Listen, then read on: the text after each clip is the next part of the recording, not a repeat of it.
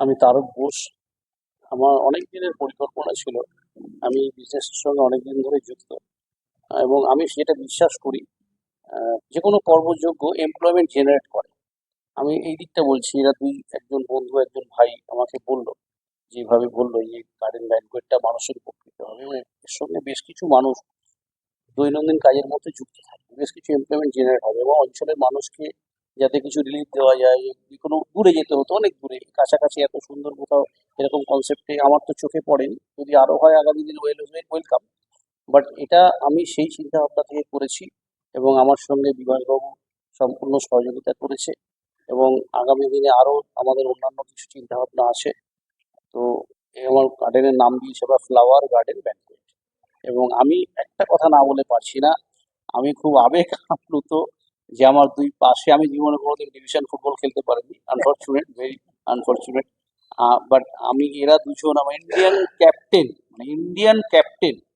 তো এটা আমার কাছে খুব গর্বের ব্যাপার, আন্তরিকভাবে বলছি। মানে এটা দুঃখ আছে, একটা দুঃখ যন্ত্রণাটা এখন বলছি না, বাট আমার এটা নিজের দুঃখ যে এরা যে ইন্ডিয়ান ক্যাপ্টেন আমার দু পাশে বসে আছে। আমি হয়তো এদের, আমি ডিজার্ভ করি না এটা, বাট এরা আমাকে খুব ভালোবাসে। এদের সঙ্গে আরো একজন আমার বন্ধু ছিল এখানে, সাবির বলে, যারা আমাকে এদেরকে আনার সহযোগিতা করেছে। আমি ফুটবল খেলি, এখনো খেলি, মাঝে মধ্যে মাঠে নামি। বাট এরা যে লেভেলে ফুটবলটা খেলেছে, খেলতে পারতো আরো অনেক কিছু। আমাদের দেশের কাঠামোটা তো সেরকম নয়। তো যাই হোক, এটা অন্য বিষয়।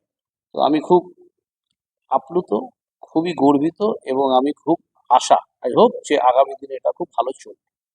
সেগমেন্ট হবে, এই মুহূর্তে আমরা একটা সেগমেন্ট রেডি করেছি। দুটো প্রোগ্রাম আলাদা আলাদা ডিভিশনালি করলে 400 + 400 করা যাবে। এই মুহূর্তে দাঁড়িয়ে আমরা যে অ্যাকোমোডেশন যে এরিয়া আছে আমাদের, 600-700 প্রোগ্রাম আমরা এই মুহূর্তে করতে পারবো। এরিয়া আছে, টোটাল জমিটা আছে এখানে অ্যাপ্রক্স 14,400 স্কোয়ার ফিট। তো সেখান থেকে কিছুটা বাদ আছে, যদি আমরা একটা সেগমেন্ট পুরোটা রেডি করিনি। তো এই মুহূর্তে অলমোস্ট 8,000-9,000 স্কোয়ার ফিট জায়গা আছে। পার্কিং এরও ব্যবস্থা আছে আমাদের এখান থেকে সামনে, ধরুন 500-700 মিটারের মধ্যে পার্কিং আছে। আর এটা তো জনবহুল আগামী দিনে হবে, এখন হয়তো ততটা জনবহুল নয়। রাইজিং ডেভেলপ চলছে, মানে কনস্ট্রাকশনটা শুরু হয়েছে এখানে।